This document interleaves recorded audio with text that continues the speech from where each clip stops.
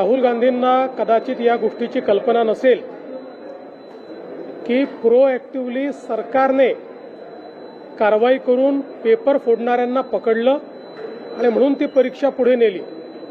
Paper फुटल्यानंतर नाही, त्याच्या आधी ही कारवाई महाराष्ट्र सरकारने आमच्या पोलिसांनी केलेली आहे आणि निश्चितपणे पुढची परीक्षा योग्य पद्धतीने व्हावी याचं नियोजन चाललंय। त्याच्या तारखा देखील लवकरच आम्ही घोषित करणार आहोत।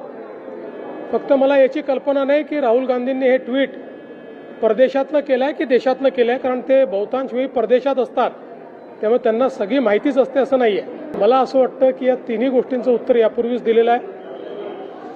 आपण प्रोएक्टिव्हली कारवाई केली आहे।